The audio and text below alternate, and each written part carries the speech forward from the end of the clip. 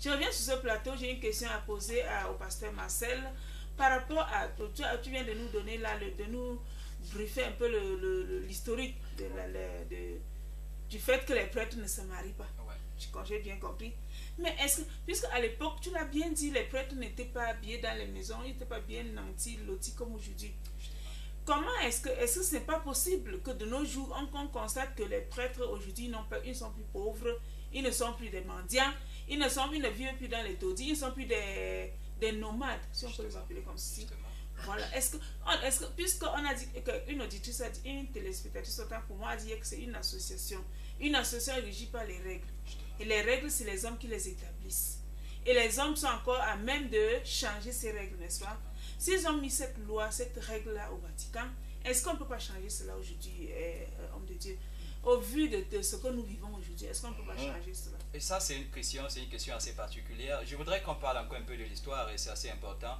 Ce que je vais souligner ici, et ça c'est quelque chose pour, j'ai envie de dire, pour laquelle beaucoup de chrétiens catholiques, parce que j'ai remarqué en général les chrétiens catholiques refusent de s'informer. J'ai été un chrétien catholique, je sais de quoi je parle, et un bon chrétien catholique de surcroît. Un catholique pratiquant. Un catholique pratiquant de surcroît, voilà.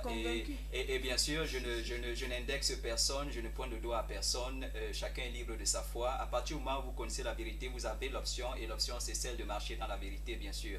Alors, il faut comprendre que c'est avec Constantin, on l'appelle l'empereur Constantin, qui d'abord est païen, il faut le noter, il est païen, et qui dit païen à leur époque, c'est-à-dire romain, c'est des gens qui servaient les idoles, ça veut dire des gens qui étaient carrément engagés dans le culte des idoles, dans tout ce qu'il y a d'exotérique, de franc-maçonnerie et tout le reste. Alors, ce qu'il faut comprendre ici, c'est quoi? C'est que après qu'il ait remporté une certaine...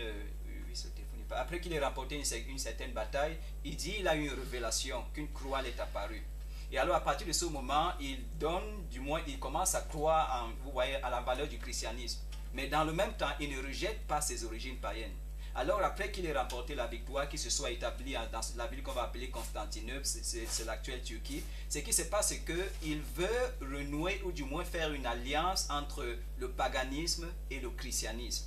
On est d'accord? C'est-à-dire en apportant certaines croyances du paganisme dans le christianisme. Et c'est à partir de ce moment que ce que je vais appeler aujourd'hui l'Église catholique se retrouve dans cette situation qui a perduré jusqu'à aujourd'hui. Parce qu'il y a beaucoup de choses qui sont entrées dans l'Église, qui sont en fait des traditions d'hommes. Un peu comme le Christ reprochait en son temps, que ce n'était pas nécessairement des lois écrites, c'est-à-dire des lois données par Dieu, mais des traditions d'hommes. Et c'est voilà un peu la conséquence de ce qui s'est passé. Et c'est pourquoi on va expliquer ici, lorsqu'on parle de sodomie et de toutes ces pratiques que j'ai envie de dire qui sont maléfiques et même macabres, hein, parce que sodomiser un enfant, c'est quand même macabre, c'est un crime contre l'humanité, si je peux le mettre ainsi. C'est à partir de là qu'on peut expliquer ce fait-là. Maintenant, vous parlez des réformes.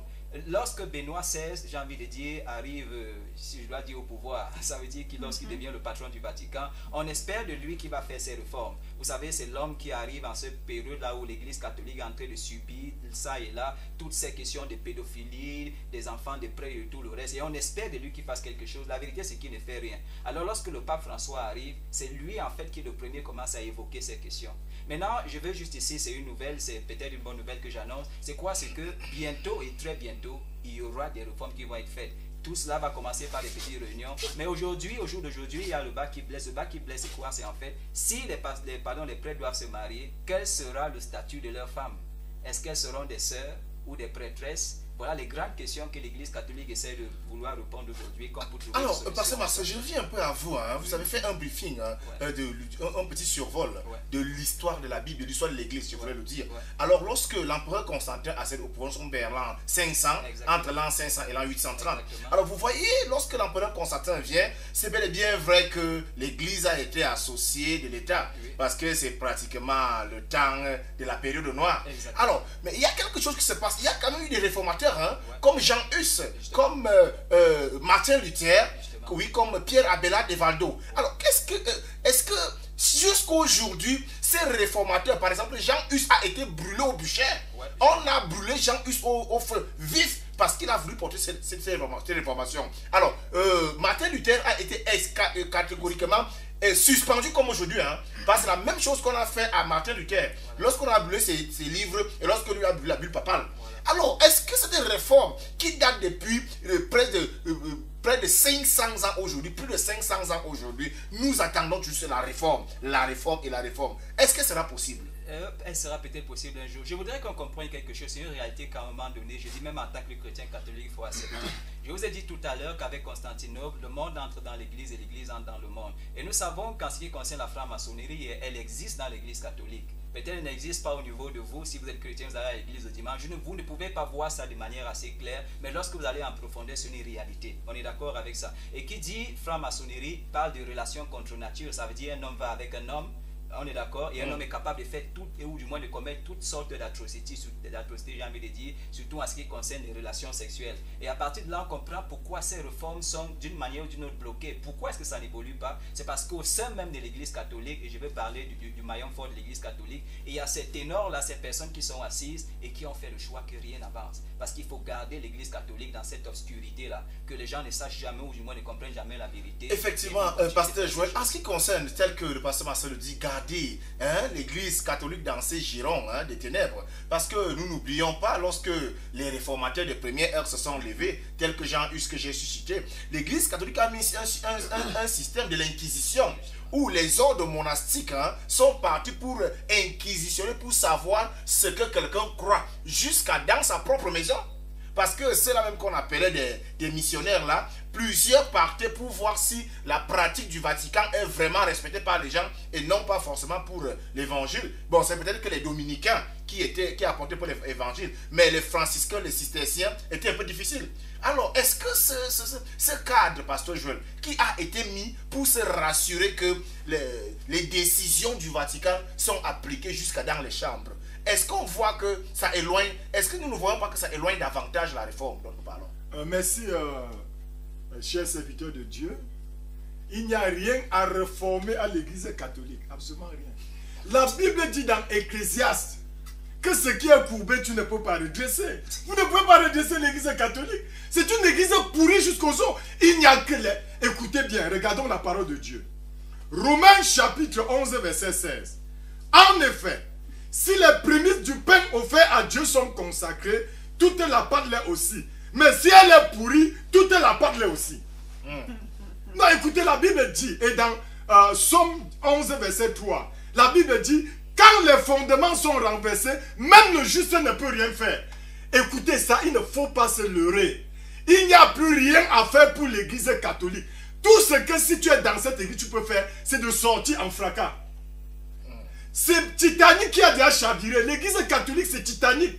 Ça, il n'y a rien à faire pour Titanic. Le naufrage de Titanic était certain. Il y a eu quelques rescapés seulement dans Titanic. Ça veut dire que l'église catholique représente le Titanic d'aujourd'hui. Donc tout ce que je peux dire à tous nos internautes, à tous ceux qui nous regardent encore, c'est Babylone. Vous ne pouvez pas aller dans Babylone dire que vous allez changer Babylone. Babylone, c'est le règne du diable. C'est ce qui se passe à l'église catholique. Comment pouvez-vous expliquer que dans une église dite église catholique, la majorité des prêtres sont des pédophiles, c'est-à-dire qui sodomisent que les enfants de moins de 16 ans. Ça, c'est un crime contre l'humanité. Et vous dites que vous allez aller dans un tel système pour reformer quoi? Mais ils vont vous tuer. Je vais écouter, pardon, je vais étayer encore quelque chose. Source d'information.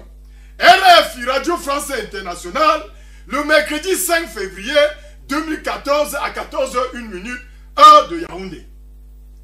C'est une information choquante et accablante, relayée par RFI, qui dit, voici le contenu de cette information. Le comité des droits des enfants de l'ONU, tenu à Genève le mercredi 5 février 2014, demande au Vatican de déférer devant la justice, tous les prêtres pédophiles. Et on nous enseigne ces derniers temps qu'il y a eu, je suis comme ça, nous sommes au Canada. On nous apprend qu'il y a 4500 enfants. 4500, c'est RFI. Votre information est-il vraie? Mais tout ça, je vous donne avec les dates. Je vous donne avec les dates. Moi, je suis un homme des informations. On dit qu'il y a 4500 enfants sodomisés au Canada par les prêtres catholiques.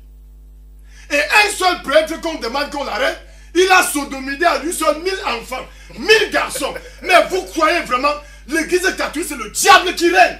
Il n'y a rien de Dieu là-bas. Je reviens à vous, pasteur Joël, à ce niveau. Il faut être suffisamment viril pour arriver jusqu'à... Non, je suis un homme de Dieu. En tant qu'un homme de Dieu, Jésus-Christ est mort pour la vérité.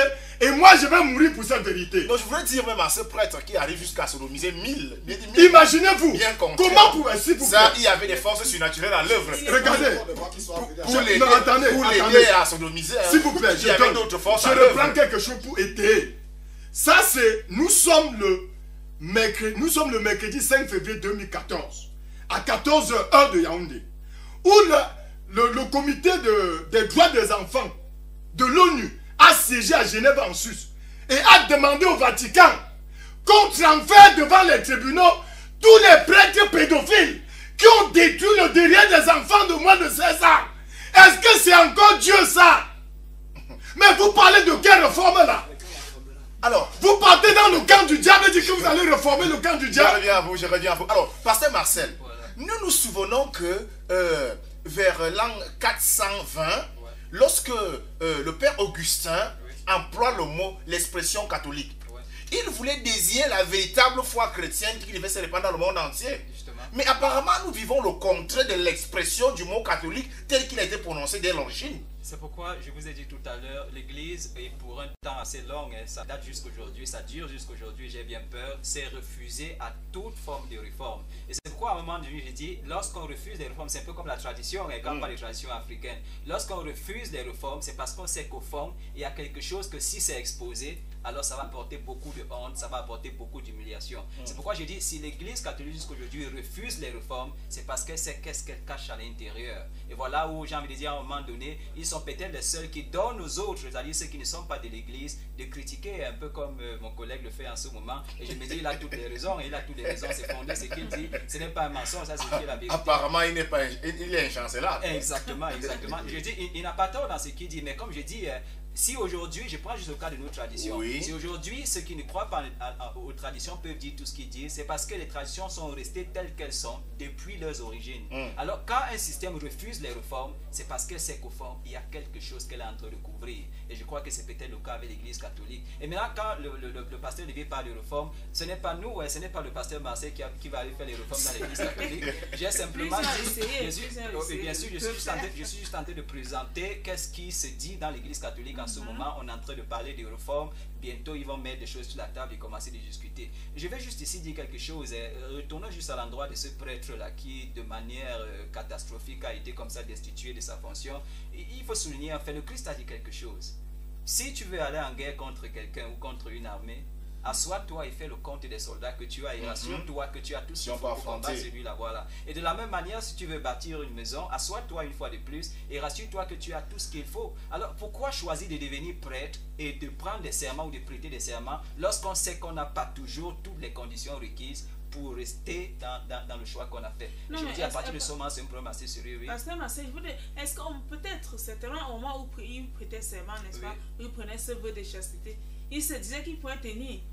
Mais à la longue, il se constate que non, ça ne va pas. Qu'est-ce qu'il faut faire à ce moment? Démissionner? Non, mais je suis désolé, il y a quelque chose, c'est que personne, il n'y a aucune loi dans l'Église catholique qui interdit un prêtre de démissionner.